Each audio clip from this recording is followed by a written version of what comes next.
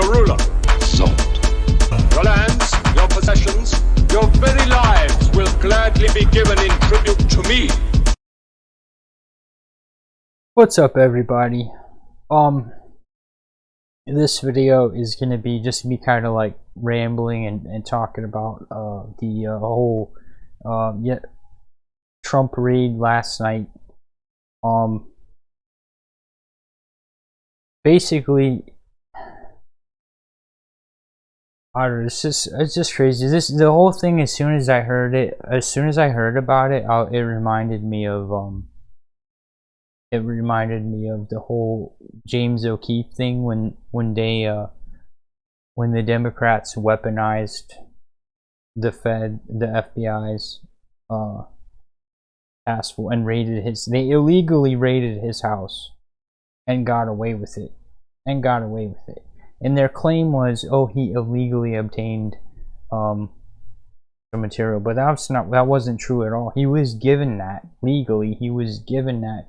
He had Biden's daughter's diary, and within Biden's daughter's diary, there was a bunch of scandalous things that the Biden family didn't want known. So the FBI raided his house and confiscated it. If that's what I recall, was the details of that. But anyways, so they illegally raided James O'Keefe, got away with it, and now they're illegally raiding Donald Trump's house. And it's like, oh, this is like, someone said there's like, this is a common tactic, a common illegal tactic that prosecutors get away with all the time, is they get a judge to sign off on something, on a unjustified warrant, hoping that it won't matter anyways, because they'll find something in the process of the illegal search that then they can act on that, because so the first step ends up getting canceled out. But anyways, I don't know, man. It's like, I remember with the James O'Keefe thing, with the James O'Keefe incident, the FBI then like gave like some of the documents that they raided over to I think it was the New York Times, and then James O'Keefe took it to court and had a court order the newspaper to retract and return the documents, and then they just straight up said no, just blatantly disobeyed the court order, and there are no consequences.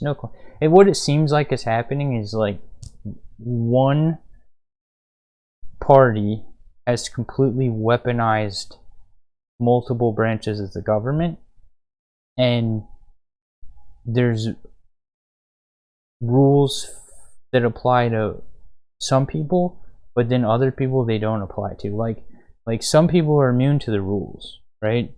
Chuck Schumer, Nancy Pelosi, Paul Pelosi, Hunter Biden, obviously Joe Biden, and that's like I mean, you would think the news that came out last night would be like, breaking news: Joe Biden, the president has just been raided by the DOJ, and they're investigating blah blah blah blah, all these salacious documents, or the news would be like, breaking, the DOJ raided. If you don't know, the FBI is like the task force of the DOJ. So breaking news: the DOJ raided Hunter Biden's home and got more evidence after the whole, everyone knows about his iCloud leak and all that stuff. But what's crazy is, not only was none of that Hunter Biden stuff and all of his leaks talked about in the mainstream news, it hasn't been touched at all. The mainstream news hasn't touched it at all. All of these people that are breaking, oh, Trump got raided, they didn't not make a peep about the Hunter Biden iCloud leaks. Not a single peep. But so far, there hasn't been any given reason why Trump was raided, right? They're saying like maybe he was holding on to like some government document that he had access to while he was president. It sounds like they haven't given any official reason. It sounds like they're just grasping at straws, hoping to tie him up for the 2024 election. It's just crazy, man. Like, dude, it's like, oh, and the other thing that people keep saying is like, I'm not even gonna bother prefacing, oh, I'm not super pro-Trump or blah blah blah blah blah. It's like, it's dumb. You shouldn't have to. You shouldn't have to preface and say, I'm not super, I don't think the guy's blah blah blah. You shouldn't have to preface to not just be completely outright dismissed just because you're not on the proper, like, just, this is the exact problem. What's happening is like it's like the freaking Gestapo, dude. Why should I sit here and preface and say, well, I don't agree with everything he does, or blah blah blah blah blah? Why should I have to? Why should I have to defend not being a lefty? Right? It don't even matter if you're libertarian these days, you get thrown in with the right. But why should I have to preface anything to criticize these people? Like, why should I have to, like, why should I feel the need to preface and say, oh, I didn't vote for Trump. Oh, I haven't voted since 2012, and then I voted for Obama. All that's true, but like, why should I have to say any of that? Like, it makes no. Anyways,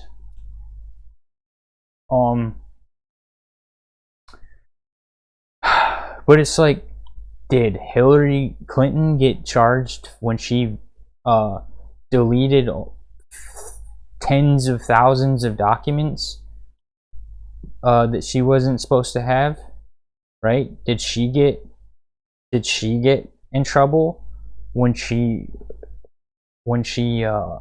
had all that stuff that wasn't supposed to be on her server? No, she didn't. She didn't get in trouble at all. The courts decided, oh, well, she didn't have bad intent. What are you, mind readers? What is this, Minority Report? Like, it's just crazy, man. It's just crazy. Like,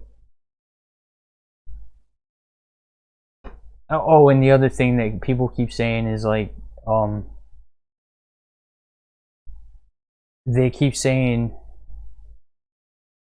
the FBI dude that signed off on the raid was somebody that Trump appointed. Well, no. I mean, yes, he did appoint him, but that was because Trump isn't a government expert. He doesn't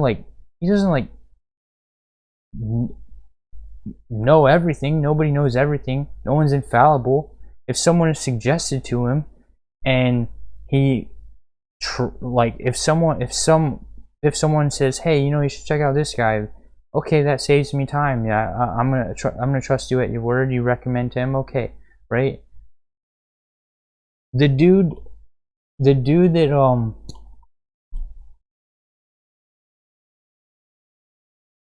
I'm trying to remember his name.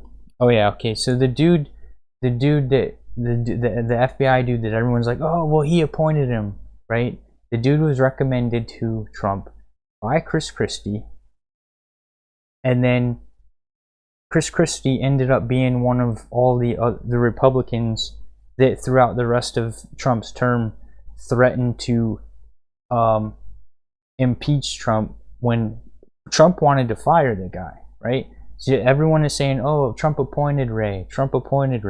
Well, then later on, Trump wanted to get rid of him.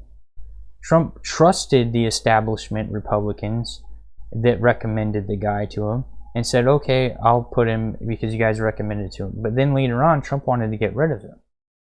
And then the establishment Republicans threatened Trump. They threatened to impeach Trump the entire rest of his term, and 90% of the establishment Republicans in Washington D.C. basically they didn't want Trump to lift a finger. They didn't want any change. They want him to tamper with anything, because they got a good gig there. They got a good racket there, right? So they didn't want him to lift a finger.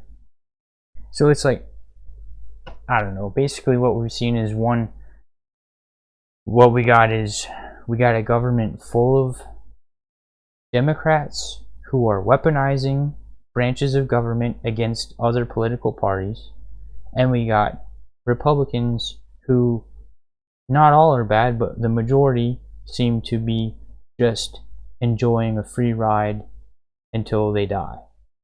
They're just like, no, we're making our money for our generations, and we're just like, oh, we got it good. We got the rules rigged for us, and we don't want to mess it up. It's free money. Basically, these establishment Republicans, they're making bank, they're content, and they're playing political theater, pretending like they actually give a crap, and they're actually against the Democrats. They're not. They're playing ball. It's all political theater. But anyone that actually wants to do anything and say this is all bullshit, they're villainized. They're villainized, and they get thrown, you know. But anyway, it's just crazy to me. It's just crazy to me. It's like, and we're living in a society where the majority of people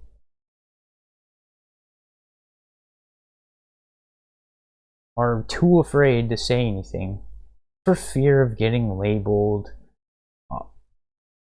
MAGA, blah blah blah. It's the same. It's like there's all these shaming words that everyone's afraid to be lumped in. They're afraid to be called a MAGA. They're afraid to be called a racist. They're afraid to be called an incel. They're afraid to be called a manosphere, a red pill, a Tate. That's part of why Tate blew up, is because he's speaking to, well, Tate's just like, dude, no one's perfect, all right? No one's perfect.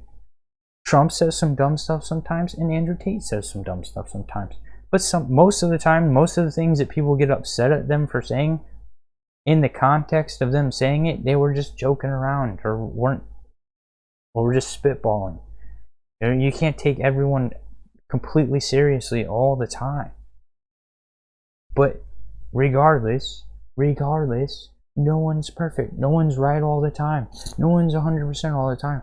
But my point is, the reason Andrew Tate's blowing up, and no one can keep his name out of everyone, no one can keep the name out of their mouths, is because they're like, man, he's right, but I'm afraid to say he's right, so I'm just gonna bring him up in conversation all the fucking time and be like, haha, he sucks, don't he?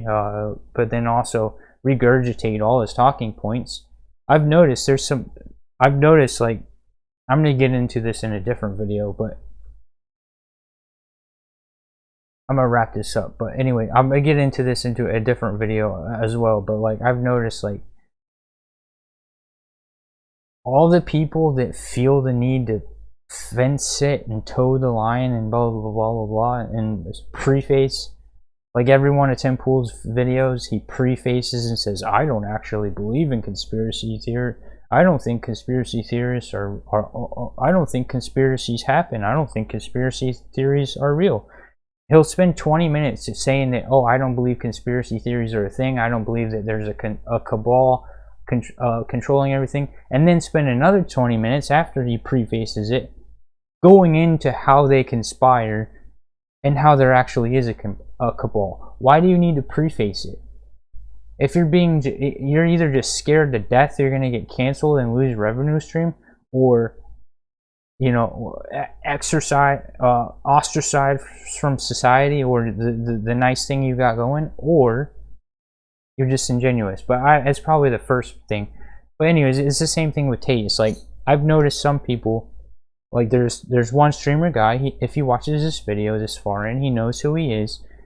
But this streamer in particular that I'm referencing, he'll constantly shit on Tate all the day long. All the day long he'll badmouth Andrew Tate. But I've noticed ever since Andrew Tate blew up, he can't stop regurgitating Tate's talking points. Like he's actually absorbed some of what Tate said, and now has like internalized it, and now it's like, whoa, you know, like red pill, like whoa, he swallowed some of those red pills, but meanwhile he's still mocking the guy. It's like, well, then why do you now actually believe some of the talking points if he's just a complete joke? Because you're being disingenuous and you're afraid to be ostracized. But anyways, this video has gone on too long. I'm just gonna finish it with this country's situation with the political parties and branches of government being weaponized against specific political parties, and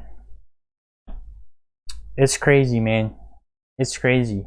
Like I really think that I really like libertarians, but it's like, do libertarians have a chance to win in 2024, or are we better off